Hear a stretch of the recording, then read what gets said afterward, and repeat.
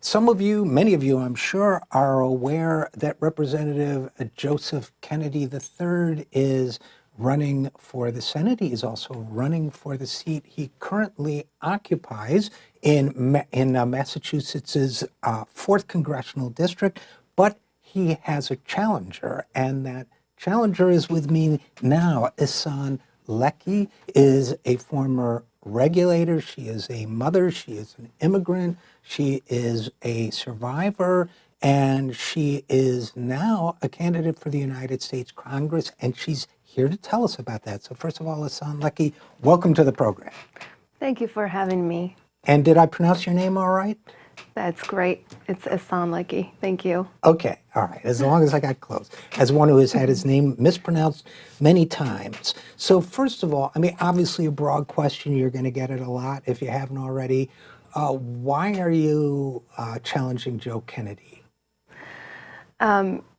So, I've been in this race since mid-May to take money out of politics.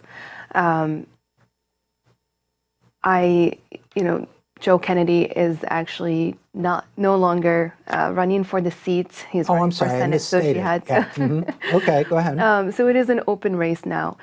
But what matters to me and for why I'm running is that the only thing that's between us, the people, and our right to health care, our right to housing, our right to clean air and clean water, and to an education, is corporate money.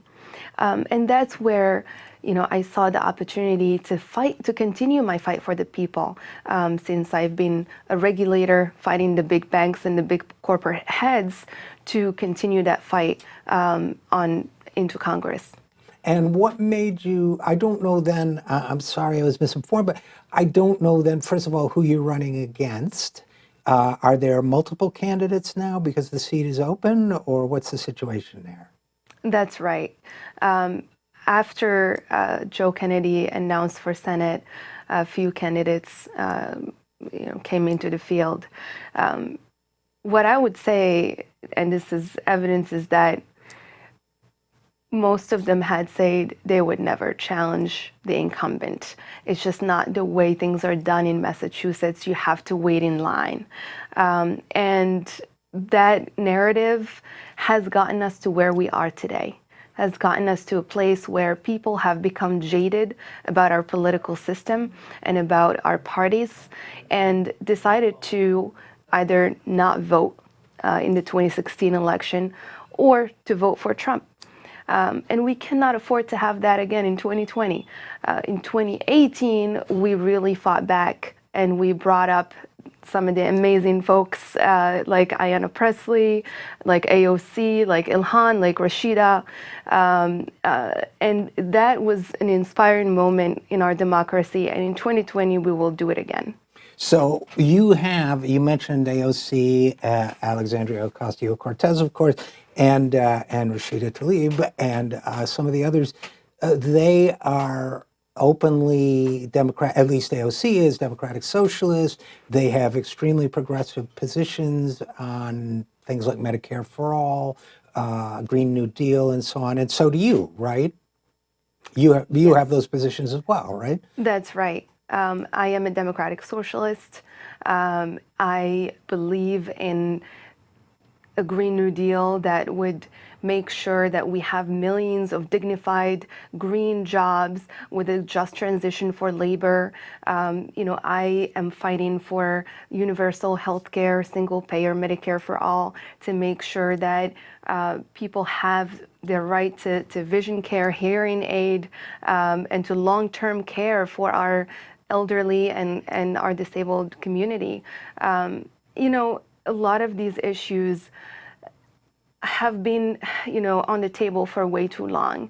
And this is our opportunity to get them at this time when people are looking to rebuild that trust relationship with our government. So tell me about the 4th Congressional District. What does that look like as a community, as a population? What kind of people? Where is it, first of all? Is it Cambridge area, or is it somewhere I don't know? The 4th Congressional District is from Fall River to Brookline. It is a very diverse district. from, we have fishermen in the southern part.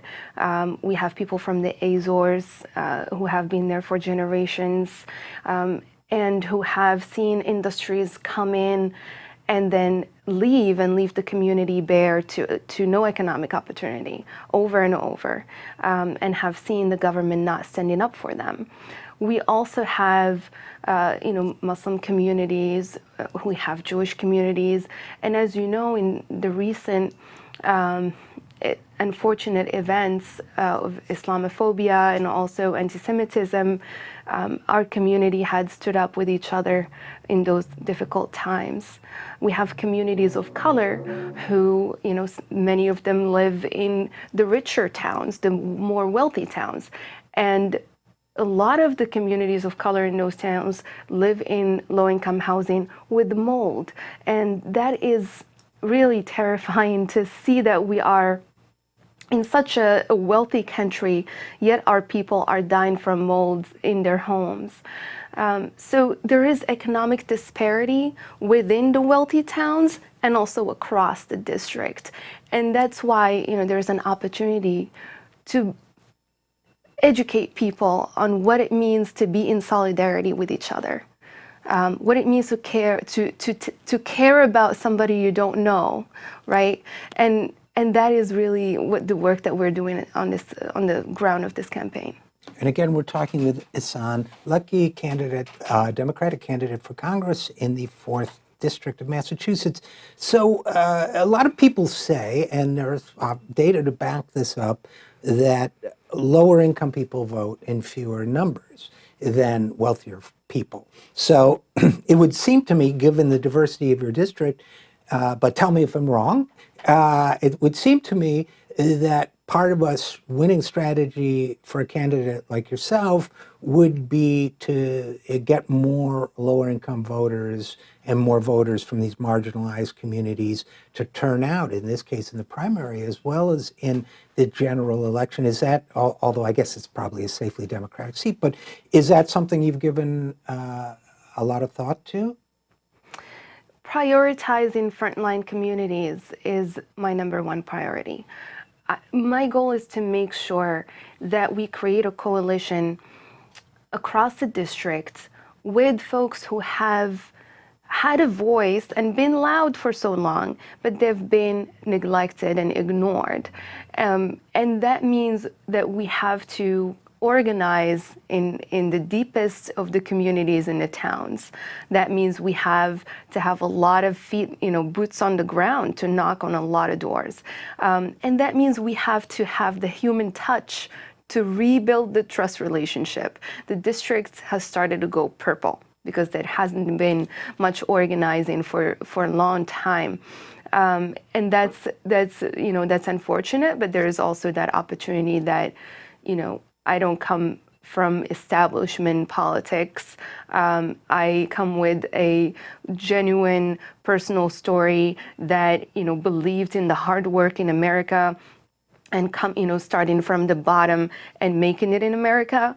But I also come from making it in America means that we have to fight the corporate heads that have taken everything away from our people. And as a Wall Street regulator, that is exactly what I did. Well, maybe we'll get to talk about that in a minute. I want to just finish up on your district. So going purple in the sense that it could turn Republican is one of the things. Is that what you mean by that? By going purple, that it's no longer safely Democratic? That and so a lot of people, and I wanted to ask you, I ask others this, there are a lot of people within the Democratic Party, particularly the party establishment, who say that when you're in a swing district, as opposed to, say, AOC's district, which is safely Democratic, when you're in a swing district, the best way for a Democrat to win is by not being so Democratic, and certainly not being left, and to sound more like a Republican and moderate your stand on a lot of issues. But clearly that's not your approach. So what do you say to people? Because I'm sure it comes up at meetings and whatever, town halls. When people say that to you, what's your response?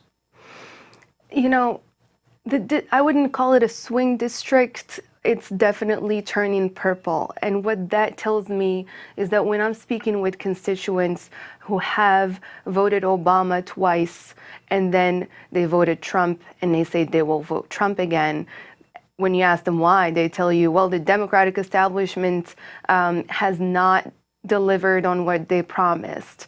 Well, the Democratic establishment is loaded with corporate money and we don't have a people's government that legislates for us.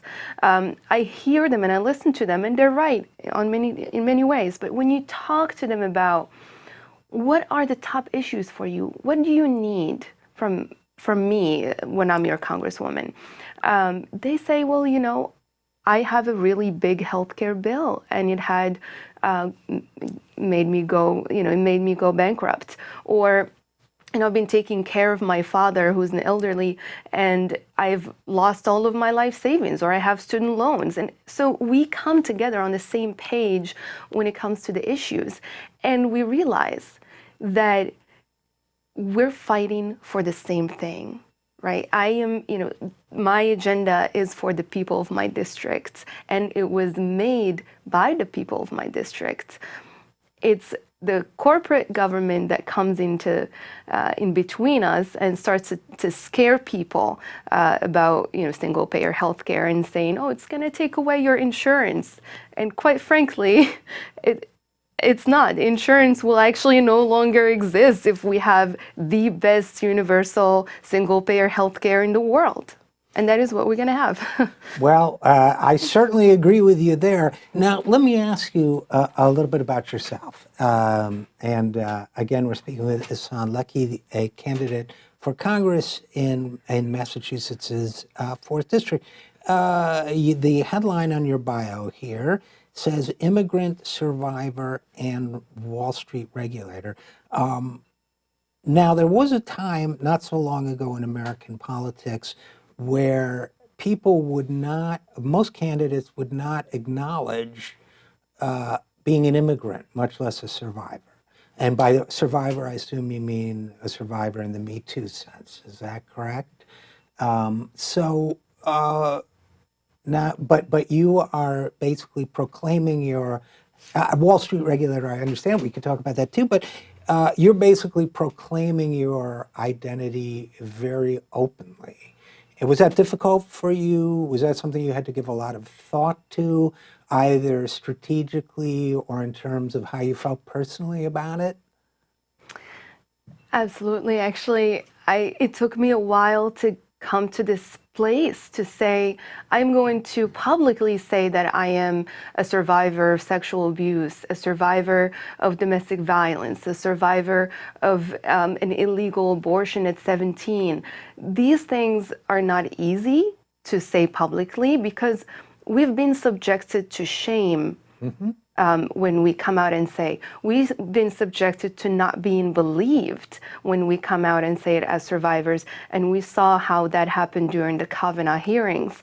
And that was one of the pivoting moments for me where I believed, you know, as an immigrant, and as millions of people in this country who are immigrants, that we are in the land of freedom and safety. We want dignity and safety. And to have somebody like him sitting on the Supreme Court is frightening. But what we do as survivors is that we become warriors.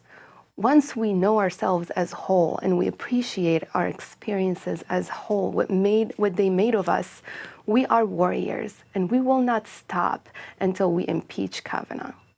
There was I love that attitude, and there was a therapist and writer once who said that recovery is the process of reclaiming your own biography. Mm-hmm. And I've always liked that. So you are here reclaiming your biography. Before I let you go, we only have a couple minutes. Wall Street regulator. So I take it you work for the Federal Reserve and audited banks or examined them for compliance with what precisely did you do? I was a special examiner at the Federal Reserve.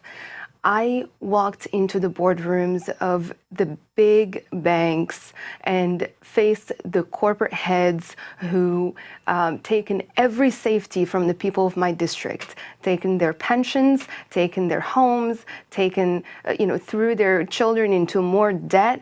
And I stood up to them and said, you cannot lie to the American people. We will hold you accountable. And I will continue to do that when I'm in Congress. My primary goal is to protect the people of my district and the American people. So last question, Ihssane Leckey, are you managing to have any fun in this process? There is so much fun in this process. I love being with people. I love helping people. The one-on-one conversations are the best. They are what keeps me going, because you strip away all the labels. You strip away who's Republican, who's Democrat, who's Democratic Socialist, and you come to the center, to the meat of what do we need right now, and how can I serve you? How can I be the best public servant you can have? And I take those conversations dearly. Oh, well, I'm glad to hear it. For those who might want to know more about Ihssane Leckey and her candidacy, the website is, I'm going to spell it, IHSSANE, that's Ihssane.org. So check her out there if you like. And Ihssane, thanks so much for coming on the program. Thank you so much for having me.